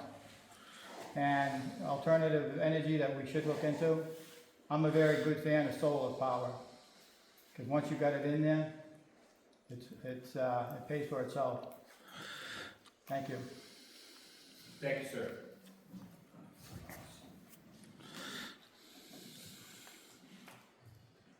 Any other public comments for this round? No. Once, twice, alright, moving on to unfinished business. Are there any council committee reports? Council Morency. If I may, the Traffic Safety Committee met today, and one item that we did agree upon was to do a request to add a handicap parking spot for the First Baptist Church. There used to be several parking spots across the way when there was a funeral home there, and now there isn't, there's only one. They asked for a couple, we agreed to, that we should put one and try that for a while, so that was approved. Thank you. Any other council committee reports? Alright, we have no council committee reports, we'll move on. We have this. First up on the unfinished business is resolution 2026-04, state revolving fund authorization, which is tabled April 6, 2026. Councilor Higby. Your Honor, members of the council, I move at this point that resolution 2026-04 be removed from the table. Motion from Councilor Higby, seconded by Councilor Morency, that resolution 2026-04 be removed from the table. All in favor, say aye. Aye. Any opposed? Alright, resolution 2026-04 has been removed from the table. Councilor Higby. Your Honor, members of the council, I move that resolution 2026-04 have its second reading by short title only. Alright, a motion from Councilor Higby, seconded by Councilor Morency, that resolution 2026-04 has its second reading by short title only. All in favor, say aye. Aye. Any opposed? Madam Clerk. In the year of our Lord 2026, a resolution authorizing the application filing, accepting, borrowing, raising, appropriation, and expenditure of an estimated $1,235,000 of clean water state revolving loan funds for improvements to the Watson Street combine sewer outfall infrastructure. Councilor Higby. Your Honor, members of the council, I move at this time that resolution 2026-04 has its third and final reading by short title. A motion from Councilor Higby, seconded by Councilor Morency, that resolution 2026-04 have its third and final reading by short title only. All in favor, say aye. Aye. Any opposed? Any council discussion? Madam Clerk. In the year of our Lord 2026, a resolution authorizing the application filing, accepting, borrowing, raising, appropriation, and expenditure of an estimated $1,235,000 of clean water state revolving loan funds for improvements to the Watson Street combine sewer outflow infrastructure. Your Honor, members of the council, I move at this time that resolution 2026-04 be passed. Motion from Councilor Higby, seconded by Councilor Morency, that resolution 2026-04 state revolving fund authorization be moved to pass. Discussion amongst the council. Yeah, just for clarity purposes, is this a loan or is this a grant? Both. Okay, could you just find that a little bit better? So we receive state revolving money, and what we get is loan forgiveness, so they will forgive some or all of it as it evolves. Again, that's how, based on what the state revolving funds, appropriations at the state level account. Gotcha. This is one of those projects that we have failures and we need to get them corrected. Yes. So the money has to be spent. And this Absolutely. money is money that taxpayers hopefully won't be spending. Well, it doesn't come out of taxpayer, I mean, it does affect the taxpayers, but it comes from sewer revenue. Right, okay. Thank you. Any further discussion amongst the council? Alright, there being no further discussion, all in favor say aye. Aye. Any opposed? Thank you, guys. Have it. Resolution 2026-04 is passed. Alright, next up, on unfinished business is Resolution 2026-05, electric school bus, which was tabled on April 6, 2026. Councilor Higby. Your Honor, members of the council, I move that resolution 2026-05 be removed from the table. Alright, a motion from Councilor Higby, seconded by Councilor Morency. Resolution 2026-05 be removed from the table. All in favor say aye. Aye. Any opposed? Alright, resolution 2026-05 has been removed from the table. Your Honor, members of the council, I move at this time that resolution 2026-05 have its second reading by short title only. Second. Alright, motion from Councilor Higby, seconded by Councilor Morency, that resolution 2026-05, electric school bus, have its second reading by short title only. All in favor say aye. Aye. Any opposed? Madam Clerk. In the year of our Lord 2026, a resolution authorizing the receipt of a New Hampshire Department of Environmental Services grant for the replacement of a Berlin Public Schools City of Berlin school bus. Your Honor, members of the council, I move now that resolution 2026-05 have its third and final reading by short title. Second. Alright, got a motion from Councilor Higby, seconded by Councilor Morency, that resolution 2026-05 have its third and final reading by short title only. All in favor say aye. Aye. Any opposed? Madam Clerk. In the year of our Lord 2026, a resolution authorizing the receipt of a New Hampshire Department of Environmental Services grant for the replacement of a Berlin Public Schools City of Berlin school bus. Your Honor, and members of the council, I move now that resolution 2026-05 be passed. A motion from Councilor Higby, seconded by Councilor Morency, that resolution 2026-05, electric school bus, move to pass. Discussion amongst the council. Councilor Corsi. Yeah, I just wanted to reiterate a thanks to the gentleman, Mr. Sutton, I believe. Sutton. Sutton, who came out. Thank you so much. I mentioned earlier, this is really good to see. A lot of times we kind of sit here, a grant comes before us, and we just all kind of blindly yes because it's free money, right? But to hear some of this information to kind of support why we're doing this, it makes this real. You know, it makes it easier for us to do our job. And I just want to thank you to Mr. Sutton for doing that. It answered questions that I had, both when we first heard about it and tonight. So I'm in support. Okay. Any other questions, comments from the council? All right, there being no further questions, all in favor say aye. Aye. Any opposed? Thank you, ayes have it. Resolution 2026-05 passed. All right, next up, on unfinished business is resolution 2026-06, diesel truck pool, which was tabled on April 6, 2026. Councilor Higby. Your Honor, and members of the council, I move that resolution 2026-06 be removed from the table. I have a motion from Councilor Higby, seconded by Councilor Morency, that resolution 2026-06 diesel truck school be removed from the table. All in favor say aye. Aye. Any opposed? All right, resolution 2026 has been removed from the table. Your Honor, and members of the council, I'll now move that resolution 2026-06 have its second reading by short title. I have a motion from Councilor Higby, seconded by Councilor Morency, that resolution 2026-06 have its second reading by short title only. All in favor say aye. Aye. Any opposed? Madam Clerk. In the year of our Lord 2026, a resolution authorizing the receipt of a New Hampshire Department of Environmental Services grant for the replacement of a Berlin Public Schools City of Berlin diesel plow truck. Your Honor, and members of the council, we up to the second reading of the Third. Thank you. I move at this time that resolution 2026-06 have its third and final reading by short title. Second. I have a motion from Councilor Higby, seconded by Councilor Morency, that resolution 2026-06 have its third and final reading by short title only. All in favor say aye. Aye. Any opposed? Madam Clerk. In the year of our Lord 2026, a resolution authorizing the receipt of the New Hampshire Department of Environmental Services grant for the replacement of the Berlin Public Schools City of Berlin diesel plow. Your Honor, members of council, I'll move now that resolution 2026-06 be passed. And motion by Councilor Hickey, seconded by Councilor Morency, that resolution 2026-06, diesel truck school, be moved to pass. Discussion amongst the council. Sorry. Go ahead, sir.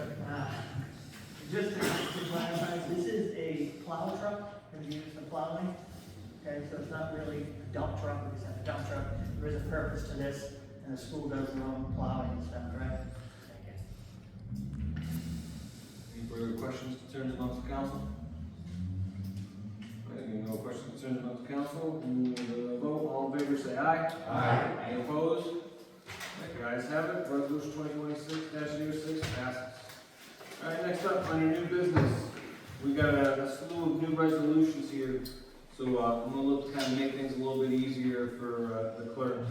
So I got resolution 2026-07, 08, 09, 10, and 11. I would like a motion to make it a little bit easier for the city clerk to have those read by short title. I'll make that one. Mr. Mayor, could you also include ordinance 2026-01 as well, please? Absolutely. Yep. And ordinance 2026-01. All right, motion from Councilor Valerino, and the second was that you, Councilor Gordon? Yes, sure. All right, and the second. Any discussion amongst the council? Turn it on, I'm sorry. Yeah. Being no discussion amongst the council, all in favor say aye. Aye. Okay, moving on to new business. Actually, I'll repeat that real quick since my microphone was off. We just had a motion to have resolutions and the ordinance be read by short title only since there were so many this evening. All right, so first up for resolutions is resolution 2026-07 ILOPD, first read. Madam Clerk. In the year of our Lord 2026, a resolution authorizing the Berlin Police Commission to apply for and accept funds up to $60,000 from the New Hampshire Department of Safety for continuation of the State Homeland Security Grant Intelligence Liaison Officer Program. Councilor Clerk. I'm just gonna include myself on number one on the new business. All right, understood, thank you. All right, so, small outlook for a motion to table. Next meeting's May 4th. I'll make a motion to table. All right, motion to table from Councilor Valerino, second by Councilor Corson for a public hearing to be set May 4th, 2026. All in favor say aye. Aye. Any opposed? All right, resolution 2026-07 tabled. Next up, under new business, is resolution 2026-08, fishing game OHRV PD, first read. Madam Clerk. In the year of our Lord 2026, a resolution authorizing the Berlin Police Commission to apply for and accept grant funds in the amount of $10,000 from the New Hampshire Fish and Game Department Law Enforcement Division for OHRV patrols for fiscal year 2027. I'll make that motion. All right, so I have a motion from Councilor Valerino to have resolution 2026-08 tabled with the public hearing set for May 4th. Second? Second. And a second from Councilor Corson. All in favor say aye. Aye. Any opposed? All right, resolution 2026-08 is being tabled with the public hearing set for May 4th.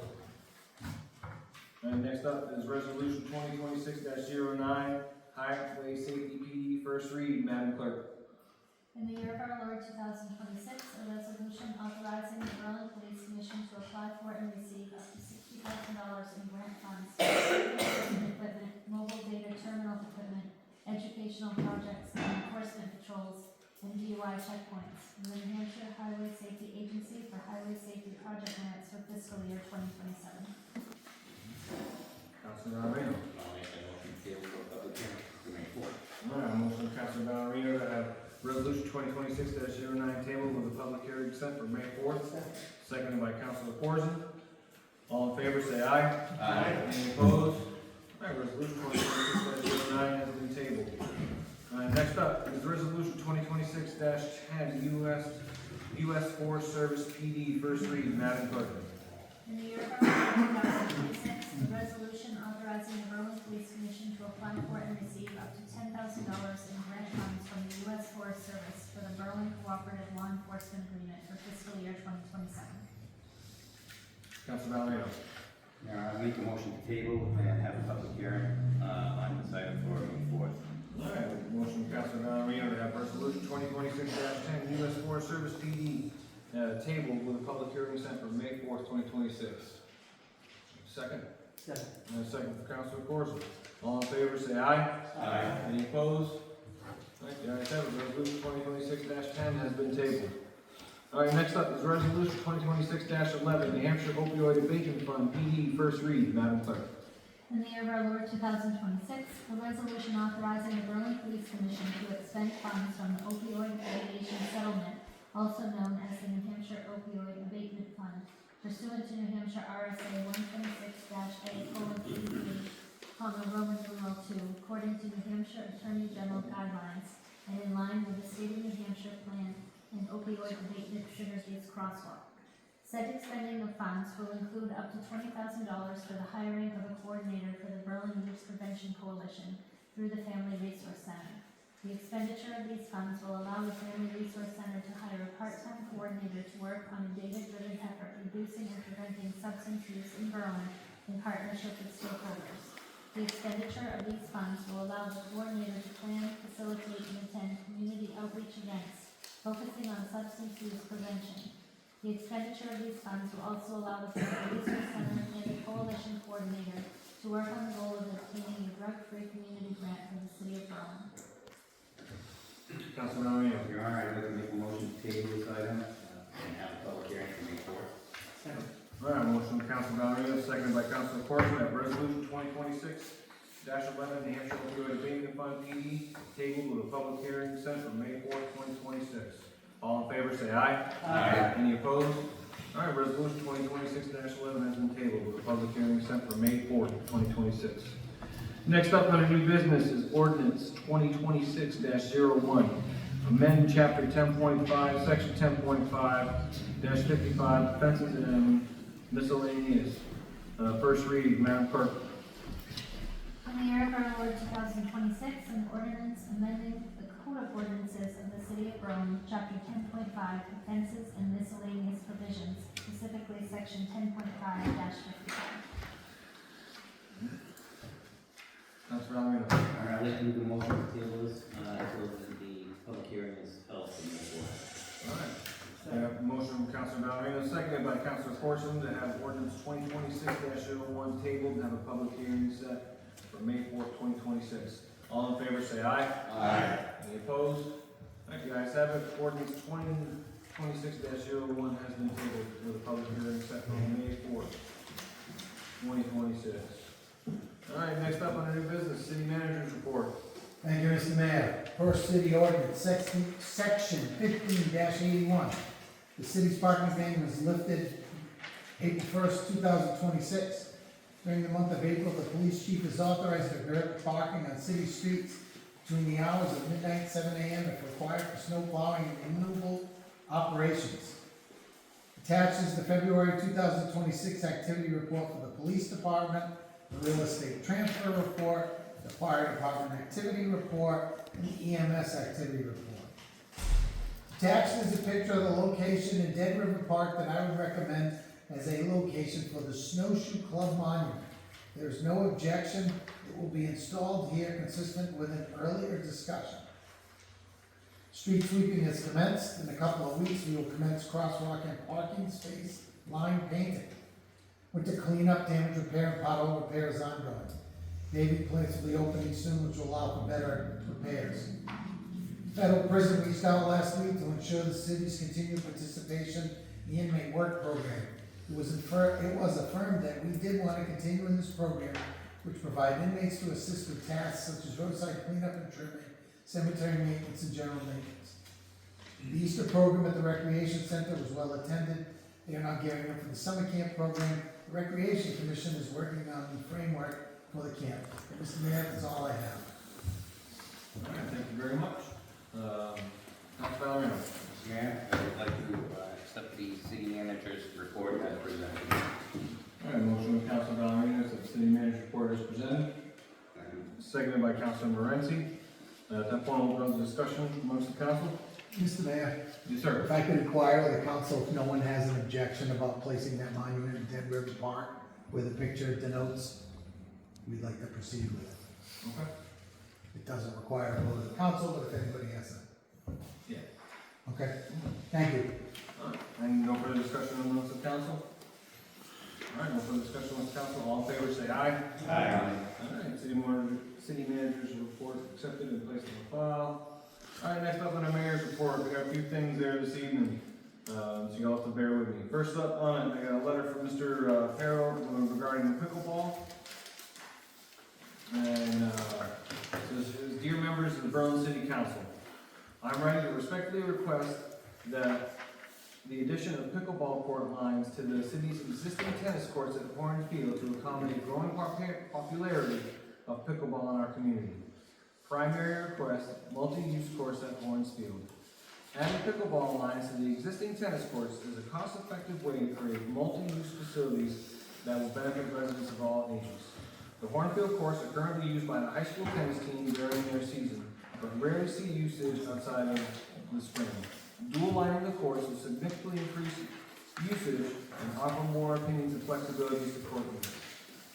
The New Hampshire's Interscholastic Athletic Association does not have specific rules or policies prohibiting putting permanent pickleball lines on high school tennis courts. Decisions regarding court markings are made at the local level. And we know that other fields are already in use for dual sports like field hockey and soccer using the permanent lines. The solution is far more affordable than building new pickleball-specific courts. I have contacted a company that would put on lines and estimated to be $750. Historically, when local residents would use Hornsfield, we would care for them. We would routinely remove pine needles with leaf blowers, clean trash, and ensure what was left behind was in respectable condition. The secondary request need update on the Glen Ave courts, which we understand that those need some work, and why pickleball is a valuable investment. It's the fastest growing and most accessible sport and economic opportunity within the city. Ms. Connell wrote in Berlin Sun's November 13th edition about Berlin Downtown Improvement Project. We believe these changes to the Glen Court would be consistent with the goals of that endeavor. I urge you to consider adding the pickleball lines to our tennis courts or updating the Glen Ave courts. I would be happy to discuss this request and further invite you to join us for some games during our group hours. Thank you for your time and consideration, Mr. Carroll. Right. Mr. Mayor. Yes, sir. So, in response to the letter that you received, I verified with Mount Tennis Court Surfacing, which is the company that actually did the work. It is $750 a court to do it. That's what it would cost. I then inquired with Craig Melanson, who was the athletic director at the school. I received an email back, and if you bear my indulgence, I'm going to read it. It's pretty quick.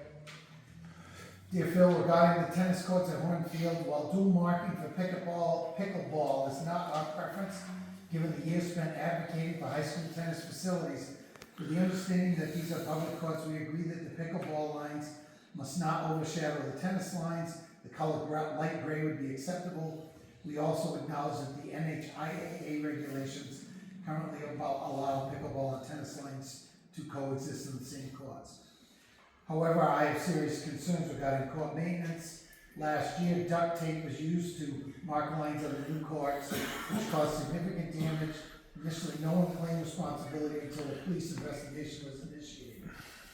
Given that it has taken years to secure these new courts, it is vital that all users immediately report any damages.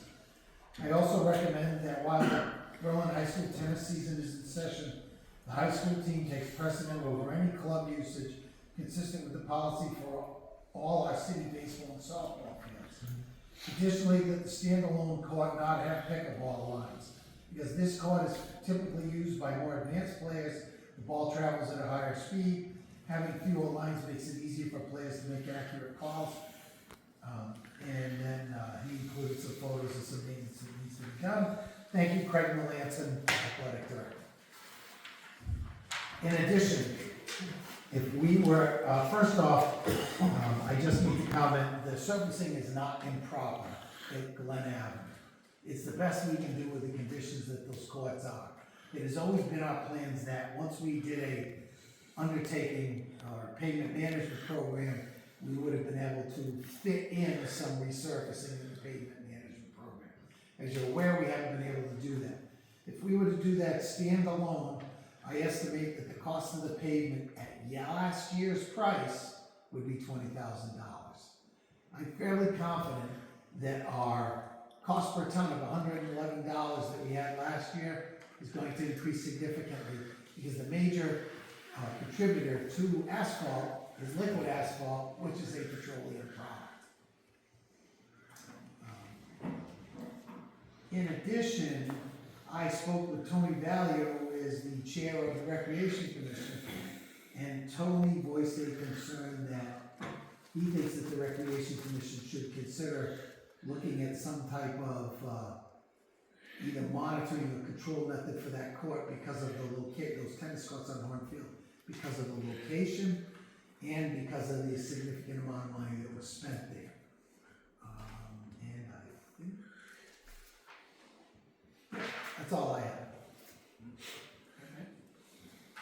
Any council comments, questions? Council Corson? Just because I'm thinking about it, I remember they had the back board that was there. Has there been any more progress in getting that put back up? You know, top of I know what you're talking about. Eagles Go project. Yeah, it's a work in progress. We're getting to it. Couple hiccups, but we'll It's still in my brain, so. Oh, me too. We won't forget. All right. Any other questions? All right, we'll move on to the mayor's report. Mr. Chair, I'm expecting a call. What do you want me to do with this at this point?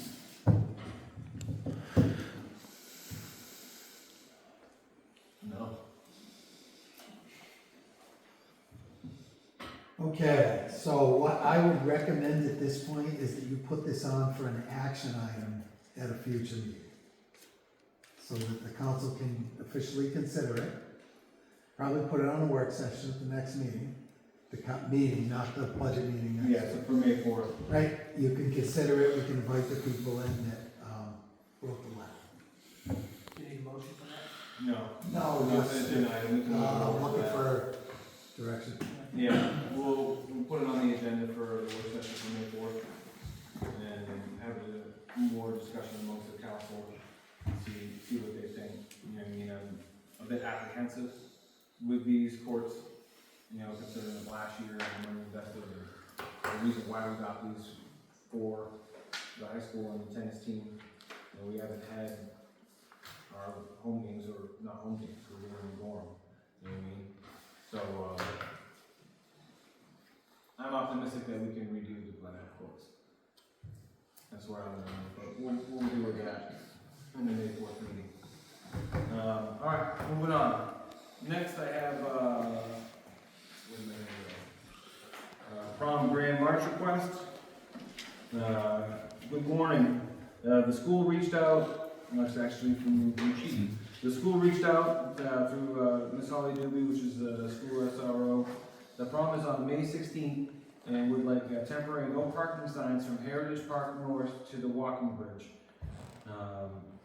The march will line up on the bridge and then walk through the river walk at Heritage Park. The no temporary parking will be on May 16th.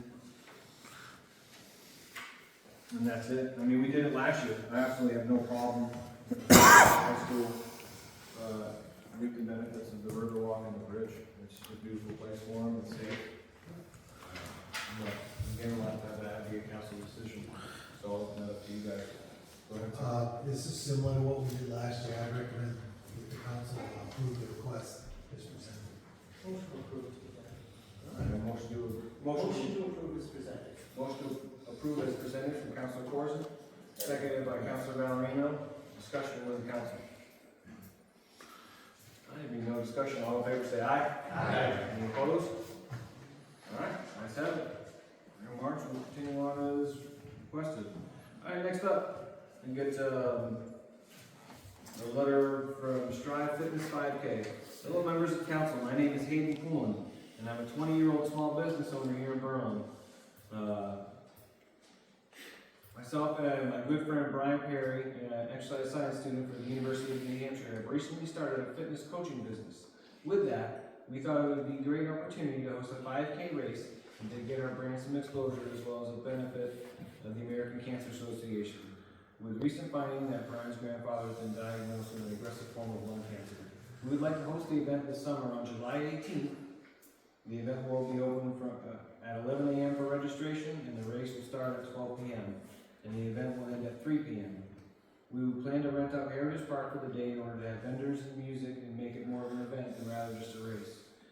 Our race will start using the Riverwalk side of the road of the race towards the Ace Hardware on East Mountain Road, and then return via the same route on the opposite side of the road until the Riverwalk meets again. Additionally, we plan to have police officers present at every crossing. All participants will sign waivers at or upon registration. Our only question is whether we will need the event to be insured. Thank you for taking the time to read our proposal. Best regards, Hayden Boone and Brian Perry. Again, I think it's great. I'm not entirely sure of the route, but I'm gonna kind of toss that football over to Chief since you're sitting over here. What are your thoughts, Chief? So, it's the same route that the River Fire 5K, my understanding is. It's the same route that the River Fire 5K is. The difference with this one being during River Fire, the street's already closed down.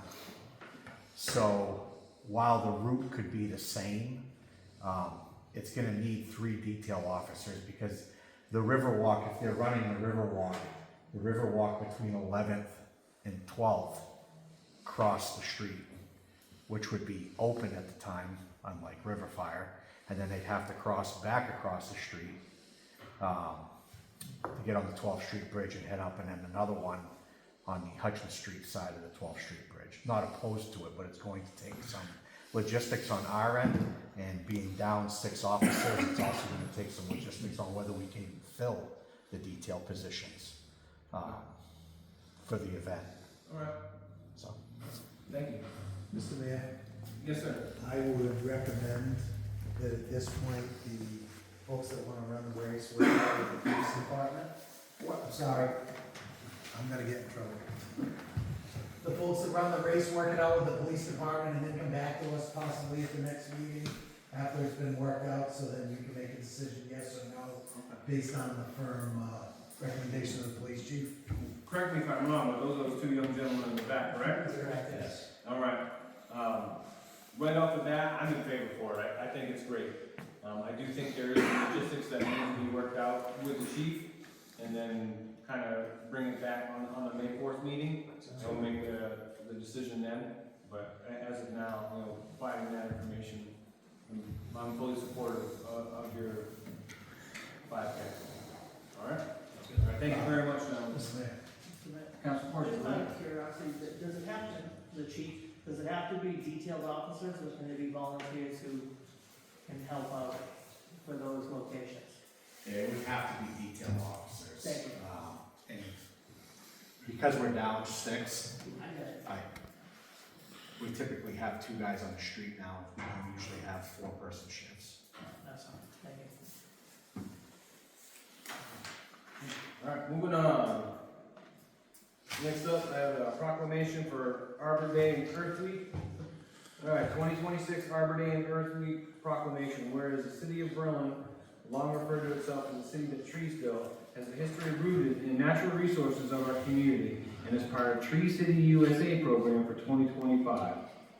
And whereas the city has placed strong focus on the appearance of our community and the trees in our city, trees in our city, beauty in our community. Whereas trees are renewable resources which provide enjoyment to all residents in our community, and we need to continue our commitment to maintaining these resources for future generations.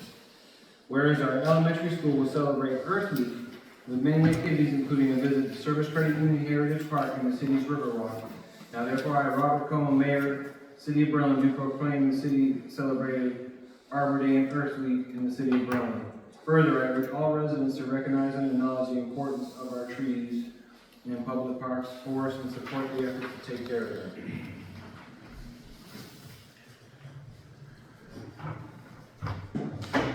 next up, I have a couple, planning board appointments.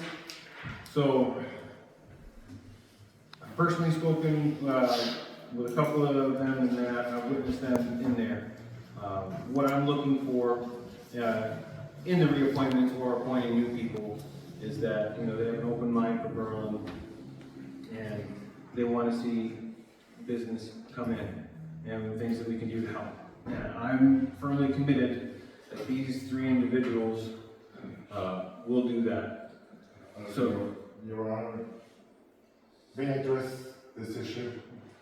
one second, sir. Let me finish through, and then you can. So, Mayor Cohn, April is the month in which planning board memberships turn over. We are hoping you will consider making the following reappointments. Ms. Lori Langlaw, 3-year term to run to April 30th, 2029, a regular board member. Cassie Mason, a 3-year term to run until April 30th, 2029 as a regular board member. And Michael Bachner, a 3-year term to run to April 30th, 2029. All three members are willing to serve another term, and the board would like to see all three of them continue in their roles with the planning board. Like I said, I'm comfortable with renominating them. I've seen the other two in there, and I had a conversation with Mr. Bachner about a future forward. So I'm comfortable with reappointing these three. At that point, now I will open it up to questions concerning the council today. The number, have these, whenever we have an opening in a board or commission, is that advertised? No. So there are individuals out there that would be willing to participate, and I don't know why we don't advertise. Also, the we in this here, we are hoping that you will consider making, who's the we? We thank you for your consideration. Yeah. That's the planning board. So this is a letter that the board agrees that they should stay. So, and appointments, right? So you say that, nomination? I'm talking about the first we. We are hoping that you will consider making, have any members of the planning board itself made these appointments or considerations, or it's just made by Daniel Clark? No, so the planning board members, can I have that? Yeah. All three planning board members are already on the board, and they all expressed an interest in continuing on the board at our last meeting, and our board supports that. So there was no actual openings, it's just that their terms were up and expiring at the end of this month, and they want to continue. So they're being reappointed? Yeah. Oh, okay. That's what this is. Okay, thank you for that. You're so welcome. I thought it was willy-nilly. Nope, Okay, not at all. I apologize for that. That's fine. Thank you. I'm really pleased with this answer. Thank you. Any other questions, comments, concerns from the council?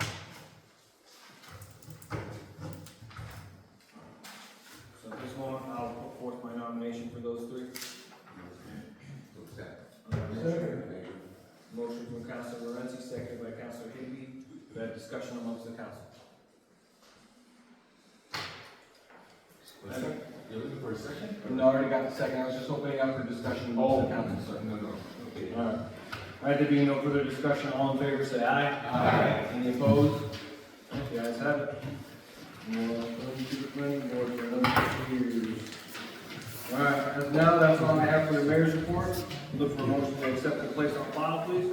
I'll make that. A motion by Councilor Valerino, seconded by Councilor Higby. Any discussion amongst the council members? Maybe no discussion, all in favor say aye. Aye. Any opposed? All right, mayor's report is accepted, placed on file. Next up, we got another round of public comments. Is there anyone this evening that would like to speak under public comment? Yes, sir. Name and address for the record. Richard King, 107 Jericho Road. And I just heard the discussion about appointing people and whatnot. I think we could get would be worthwhile for some of us other people in the city that might be interested in one of those positions, so when people's terms come up, like usually council, or even your position as mayor, when you come up to renewal, that they have a citywide vote on them. And I'm just saying that some of the other people might like a chance to get to it. The other thing that I wanted to mention is the properties like biomass and that lettuce place up by the federal prison. If I stop paying my taxes on my house, it won't take long for a tax lien to be put on it. I think we ought to be leaning towards maybe a tax lien and taking over those properties and then we can resell them. One more thing that I want to mention is, Main Street Committee was in here looking for money the last meeting. I'm not exactly sure the date that they're supposed to start tearing up and redoing the Main Street and all that. It'd be kind of like throwing money away if you try to spend money on, beautifying the city just before you tear up the street. I mean, I'm not, I have a problem with giving the money after the construction is done. But, it's just like, I'm gonna pave half my driveway and tear it up and then repave it. It's like, it doesn't make any sense for, for people that are paying bills. But I just know that a lot of times things get, ahead of each other. You don't wanna put the cart before the horse, it doesn't work that way. So, that's it, thank you. Thank you very much, sir. Any other public comments this evening? I'll just answer, construction doesn't start till next summer, 2027. Okay. I was making sure. Yep, no, understood. No other public comments? Alright, moving on to public comments. Next up, council comments. Do I have any council comments this evening? Councilor Moran? Thank you, Your Honor. Lately I've noticed that, please understand that everybody has a right to speak. I hope as a city that we're providing information, because it seems like a lot of comments, a lot of things that are being said are misinformation or inaccurate information. And I would hope that if somebody is asking us for information, we're providing the accurate information so that we can get the facts out when somebody is speaking.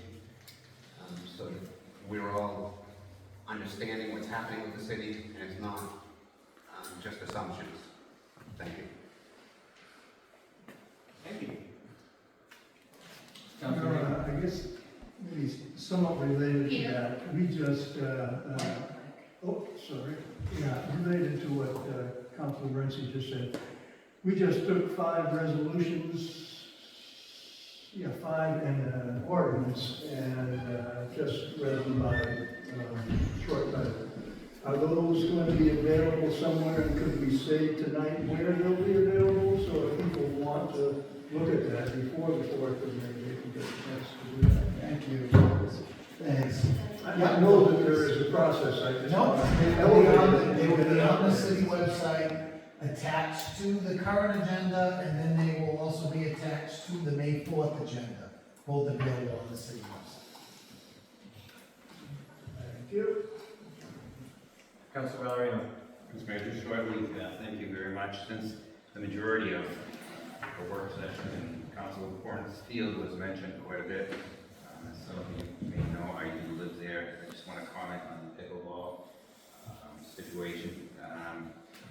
When you live near a park, you hear park noises. Pickleball is in my front yard. It doesn't bother me at all.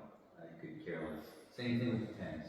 As far as the traffic goes and the parking, since Pam had Public Works, which is an outstanding job, removing parking for additional parking, I think we're going in the right direction.